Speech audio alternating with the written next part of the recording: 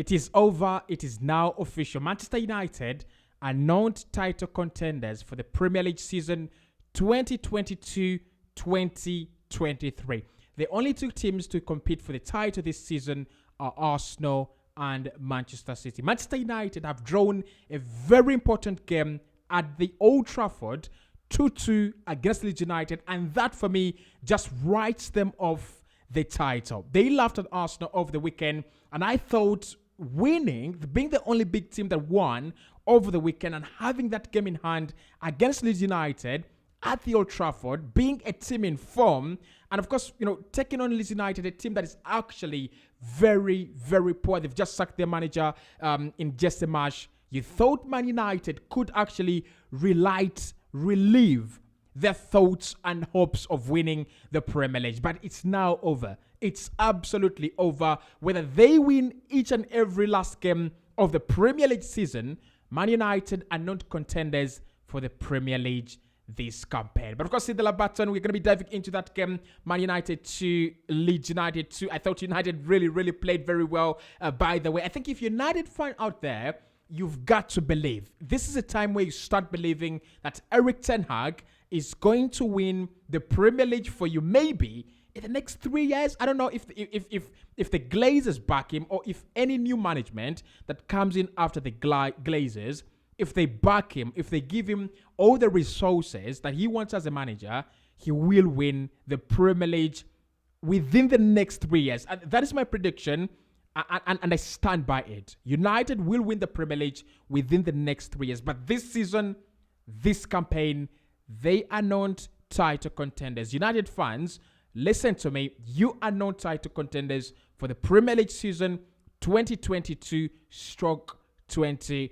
Hit the like button for me. Do subscribe to the podcast as well. Now, first and foremost, I thought let's start off with Leeds United, because this is a game where this is the first game they played away from home, and first game after their manager has been sacked. I think it was kind of harsh on Jesse Marsch. Very, very harsh by Leeds United. They've given him the perfect kind of window that he would have wanted. They've given him Weston McKennie. They've given him a couple of players as well in the summer. And you thought this is when they should have given him something like 2-3 games maybe, or even 4-5 games. In my opinion, they should have set an ultimatum for him. But losing the first game after such a fantastic, brilliant transfer window, as most of his players are coming back from injury, the likes of Sinistera, the likes of Brandon Aronson, and then you sack him. It was a little bit unfair. But what a performance by Leeds United! What a performance that we've seen from Leeds United as a side. Look, this was never going to be an easy game for them. They're playing Manchester United. It's a high-quality side. United are flying. Marcus Rashford is flying. Bruno Fernandes is flying. The likes of Anthony, the likes of Luke Shaw, and all these guys have been flying. And to go there at the Old Trafford, that in itself is a nightmare. But to go there without a manager, without your manager, to go there fresh 48 hours after your manager has been sacked, and then you pick up a point, potentially they could have been 3 if for me, I think the substitutions were absolutely bogus. They were not aimed at game management at any point in time. But I think Leeds United will be the happiest side to walk away with a point. So brilliant football from Leeds United. You could see they're fighting together. You could see they were hunting in packs. You could see the togetherness, the fight, the rhythm. And again, for me, those are characteristics of Jesse Marsch. That is what we see: the energy, the passion, the wanting, the aggressiveness. That is Jesse Marsch, right? And I'm really intrigued to see who they're going to bring in. Is it Rafa Benitez? Is it someone like, is it bringing back Marcelo Bielsa? Because if they bring back Marcelo Bielsa, I will be very surprised. I will be very surprised. But a very good display from Leeds United, and I think they deserve a point. They did deserve 3 for the first 60 minutes. But then the last 30 minutes in that game, I thought Manchester United really played very well, and they also deserved a point in the game. But let's talk about Manchester United, because getting a point in this game has also been very, very expensive. I think many Man United fans reached a point, especially when you considered the second goal, and kind of felt like it was going away from us. We are going to lose the game. But it was far from that. It was absolutely very, very far from that. This is the mentality that we have not seen with Manchester United in the past. And this is the work of Erik ten Hag. And this is why I'm saying Man United fans, every Manchester United fan now has to believe Erik ten Hag is going to be the next big manager in English football, but then also at the Old Trafford for Manchester United. I think you finally passed the test of patience. You finally passed the test of, I don't know, turmoil. And you finally got yourselves one of the best managers for now and for the future. Manchester United coming back from 2-0 down to make it 2-2. Huge chances missed in that game. They should have scored for me. They should have, it should have been something like 3-2. I think Man United, if they had aged it, I wouldn't be very disappointed. I would be very disappointed in Leeds United, but I thought the result actually speaks doesn't speak the volumes that actually happened in the game. So if you look at the game in terms of statistics, Manchester United with 24 shots on goal, Leeds United 8. Leeds United had a very, very good shooting accuracy, probably 7 on target for Manchester United, 2 on target for Leeds United. Leeds United being lucky there that every chance that went on target for them went into the back of the net. Literally, David De Gea didn't have a lot to do in this game apart from picking the ball from the back of his net. Possession-wise, United is still very, very, very dominant at 66% ball possession. And then total passes, Manchester United still having 608 passes in the game. So there is a lot of hope for Manchester United, and I think they could get a very high finish in this season, probably second. And when I say probably second, I'm putting into account that Manchester City maybe could slip up. Manchester City could be that club that drops off. I don't see Arsenal dropping up any soon. And this is not because I am an Arsenal fan. Of course, I am an Arsenal fan, but it's not that. It's because I don't see Arsenal dropping off massively. Many people are actually thinking, Arsenal will drop off. Arsenal will drop off. I don't think we will drop off.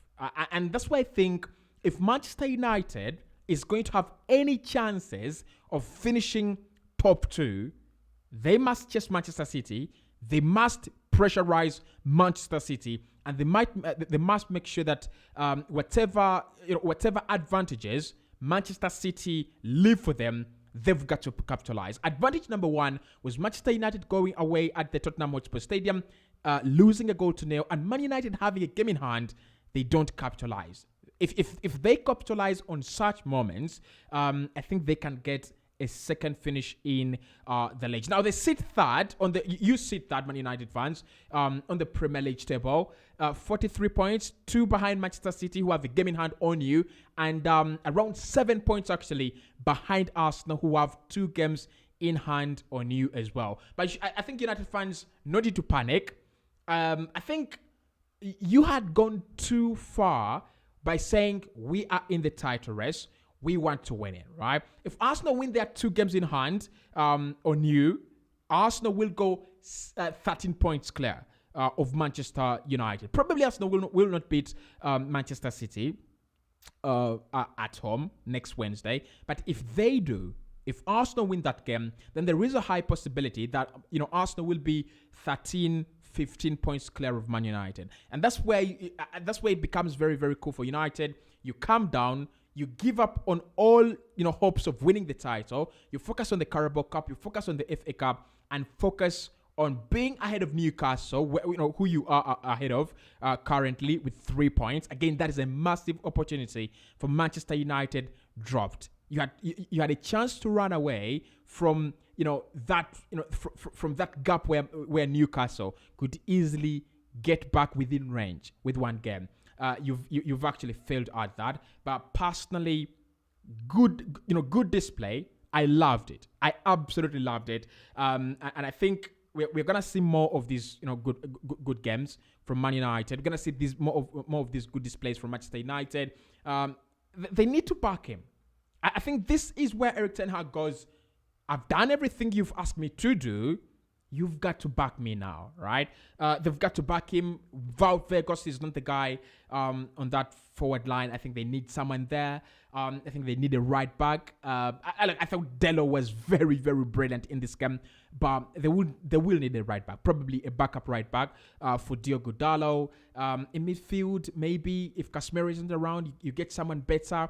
Or someone at the same level as Casemiro, because we know the nature of Casemiro. He will be picking up those 5 yellow cards every campaign. He will be picking up the red cards occasionally as well. The intensity of football in the Premier League is very, very high. But generally, all the points that I picked away, United were the better side. They should have won that game. They didn't.